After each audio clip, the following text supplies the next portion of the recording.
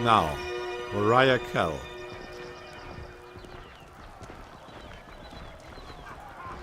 Torment, let the Fatebinder speak with our catch of the day. Very well, Fifth Eye. Now we can speak. Please, someone, I wish to bow before the voices of Narat. I thought all could find redemption in the chorus. A woman in the makeshift armor of the Vendrian Guard lurches forward in agony. Her soiled, trembling legs suggest she's been forced to stand for days. This one, he flippantly waves at the prisoner, was hollering earlier that she knows the location of the Vendrian Guard encampment, but she isn't entirely honest. I told this thing. The prisoner turns pale a moment before a look of determination comes over her face. That I wanted a guarantee I'd live and be welcomed into the chorus as a captain. Then I'll talk. Otherwise, they'll just kill me once I've opened up. I was dumb enough to join with the Vendrian Guard, but I'm not dumb enough to give away my bargaining brass. Well, maybe she can live, but...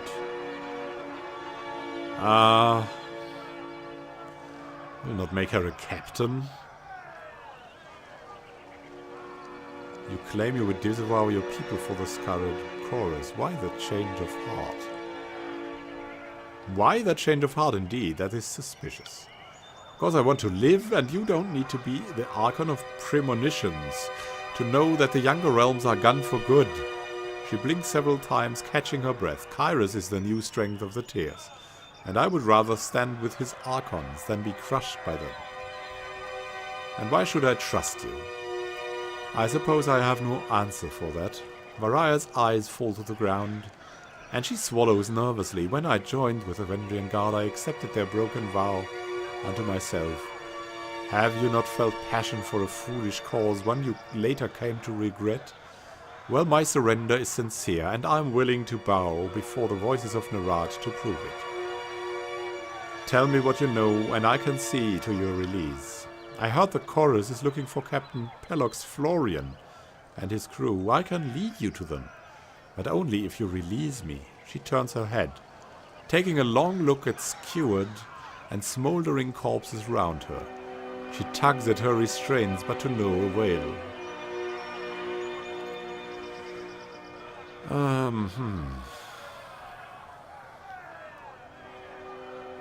I mean, she could be lying, right? You will not release her just like now. But this is for our athletics. We'll intimidate her. This is our way. We are the law. And it's Judgment Day. Start talking now. Well, you see, shaken by your demand, her lips move wordlessly for several seconds. So I don't know exactly where the rest of my crew is, but I can tell you. She shakes her head, catching her breath. Search that one. She reaches up with her right leg and points with her foot, calling attention to a nearby pile of corpses. A tall, dark one missing most of his face. Check his left boot. He was the literate one in our crew. He had the orders. With a snap of his fingers, of Fifth Eye's fingers, a pair of choremen yank the boot off the fallen guardsman. A rolled parchment slides out of the boot and is thrust into the Fifth Eye's hands. He unfurls the scroll to give it a read. It's nonsense, just a mash of words. Laughter erupts from under the mask. She said she had information. She gives us garbage. Slay this wretch for wasting our time. He snaps his fingers at a nearby Scarlet Fury, who promptly snatches a long knife from her belt.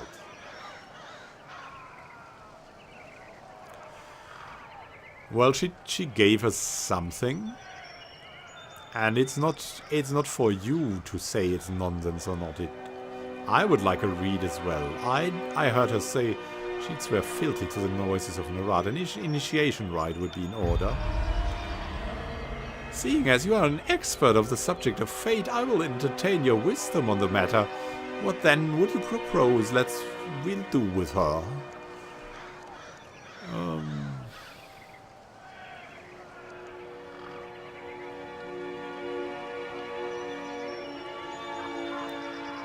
Yeah, what should we do with her? We could test her loyalty and kill 2 guardsmen. We could send her back as our agent. That's not something we would do. Let's just say you're wasting a good slave.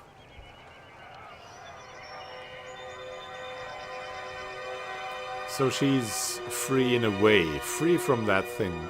But we promised her that she would be free, so... agent, no. Will not set her that free. Let's test her loyalty, Varaya. Kill these Grudsmen with something blunt. Varaya looks at the prisoners, once her allies, and closes her eyes as her bonds are untied. The onlookers snicker and cheer when a heavy rock is placed in her hand. Mouthing something inaudible, she lifts the rock high above her head and smashes it down on the prisoner's skull, wincing back a scream as she hoists the stone over her head a second time to finish the job on the other prisoner. The bloody rock hits the ground and Varaya slumps to her knees in defeat for a moment later.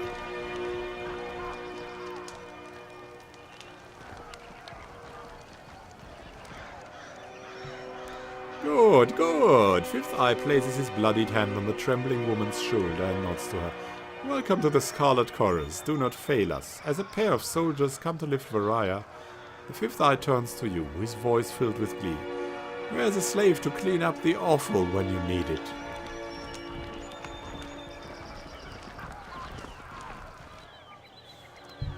We're no closer to finding the Oathbreaker's position, not with this cryptic mess. She promised us answers, and all she gave us was gibberish. Sorry to interrupt, but I highly doubt it's gibberish. More likely, it's one of the local scripts. The voice comes from another prisoner, tied up next to Varaya, an older gentleman with the quills, ink vials, and parchment scrolls one finds on the sages of the School of Ink and Quill. Ink smudges cover his cheeks, temples, and ears. His clothes appear charred, and between the ribs of the fabric you spot burn scars along his arms. Despite being emaciated and tied to a post, he offers a beaming smile. This man wants to serve. He might be useful. But first we'll read the parchment for ourselves. You unroll the parchment and see a message of modest length, written with professional albeit hasty penmanship. The Tearsmen speak the Canto, just like the Northerners, but they have a half-dozen different ways of writing it. This particular script is unknown to you. First, who are you? I'm Sage Lantry, one of the hired quills that was coordinating missives between the Vendrian Guard captains. They aren't paying me anymore and aren't coming to my rescue. So I'll decipher that parchment for you. That's what smart prisoners do, right? Make themselves useful. Running a household or army requires a great deal of logistical know-how, and it helps to be literate and capable of maintaining your own records and ledgers. Most leaders employ assistants known as hired quills to log harvests, schedule payments, balance payrolls, and dictate letters to friends and rivals. This man would be needed by the camp. Look at how disorganized this is. If he helps us, we'll use the law to install him here. Show him the parchment. Can you read this? Well, let me see. I can't. Now, can you or not? You hold the parchment in front of the bound sage, and his eyes dart down the length of the message. He reads the words a second time, nodding in silence. So, I don't know exactly what it says, but I'm half certain that's Sage Selwyn's handwriting. I'm sure I could decipher that in a few hours' time. Don't need my hands free, but I think better when not tied to a post. I know, I'm weird that way. A few hours? Either you can read it or you cannot. What use is a sage that doesn't know his letters? I've heard all I need to hear. I say we have some fun with this one. And wasting resources when claiming he wants all the resources. Your life depends on you translating this scroll now. I would love to help. I just need some time. That's written in another sage's shorthand. I'd have to sit down with it, or better yet, compare it to a piece of his writing I have stashed on me somewhere. If I sat down with it while sufficiently sober, it's highly probable I'd figure it out. All right, I mean, we need every help we can Sober? get. Since when do we share the good stuff with the prisoners? Oh, nobody shared. Right before I was taken prisoner, I imbibed several vials of reagents. I wanted to be numb and disconnected when my captors used me for carnal catharsis. It's made these last few days tied to a post almost enjoyable. Oh man, this guy. Drug addict, but we have to get what we need from him. Can't hurt to give him a few hours. You read the edict, I don't need to tell you the sundial is working against us. This addled old bag is just trying to stall us. And if we kill him, what will he give us? Nothing.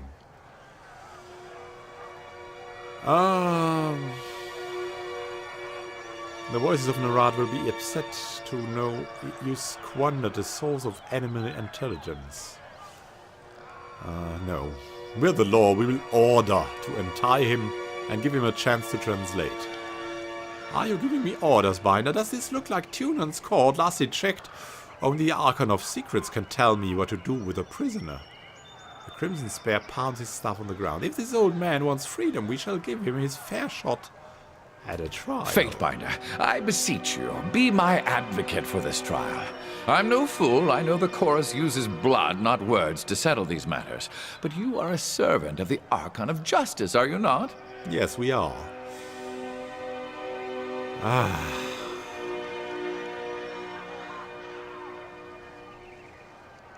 Let's first try to argue. No way. We cannot weaken the Scarlet Chorus once more. He obviously has useful information, yet you're willing to let him die for Clearly sport. you need an education in Scarlet Chorus justice. Anything that satisfies their sick amusement is fair play. If the Conquest is any judge, there are no limits to their depravity. Did Graven Ash castrate you during recruitment, or do you just not know the meaning of the word fun? I'm actually curious. The shake of his head, the fifth eye gives you a shrug. Is it not obvious? If he is a true enemy of the Overlord, he will perish by our blades. If he can survive, then he is strong, and the strong lead.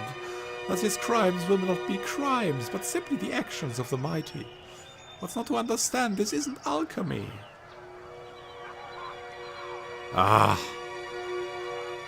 We cannot kill more people. We need to give them some purpose. We need the prisoner alive. This is a terrible idea. When is a trial by combat ever a terrible idea?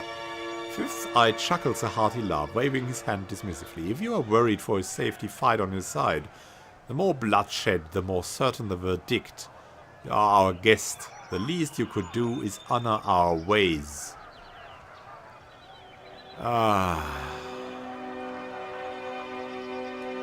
Release this prisoner at once. I'm taking him into my custody.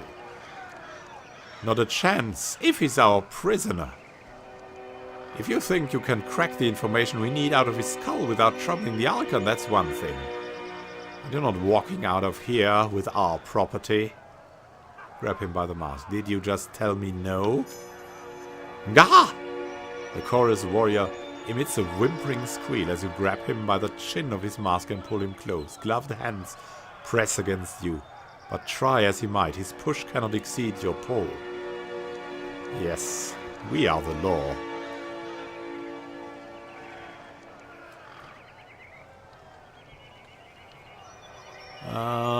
Release the prisoner to me and I won't shame and degrade you in full view of your followers. Yes, yes, he grunts and stammers as he struggles to wrest free from your grip.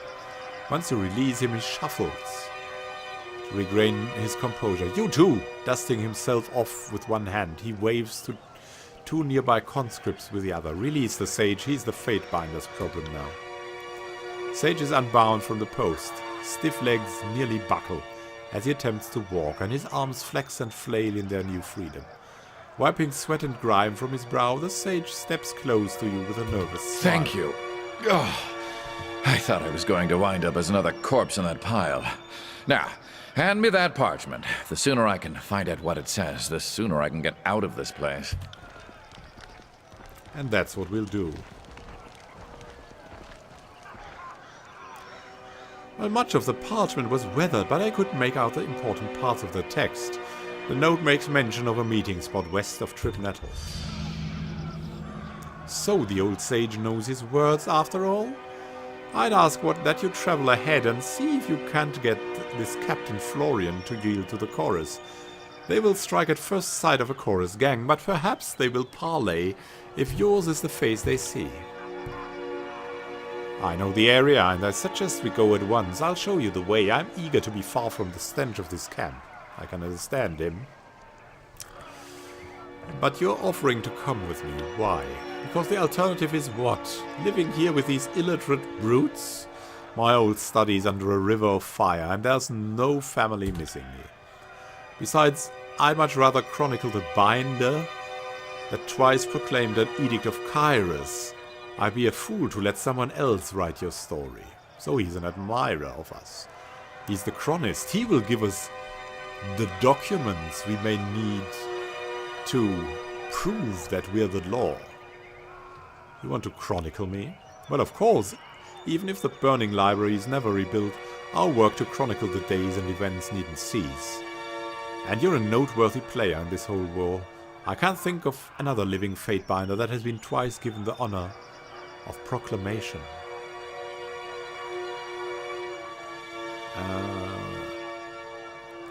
Swear fealty to me, and I will let you leave this place with me. That is your price, I'll pay it. I, Sage Lantry of the School of Ink and Quill, do pledge my services and skein to the Fatebinder, and by extension to the court of Tunon. He dips into a steep bow before rising with a solemn smile. I know I may seem old and frail, but I know how to step lightly and how to not get killed. Really, I won't slow you down. Lead the way and let me know if I can be of service. Are we done here? Let's hightail it to Tripnettle. If your new pet doesn't behave himself along the way, I'm not above clipping his ears.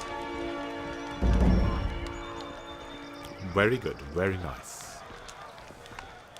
So we have a chronist now. That's what we'll also need, and we'll have a nicer look at him probably in the next time, or in a fight.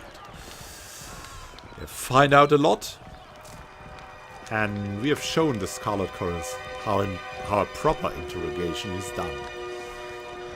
It's Judgment Day, and we are the law. See you in the next time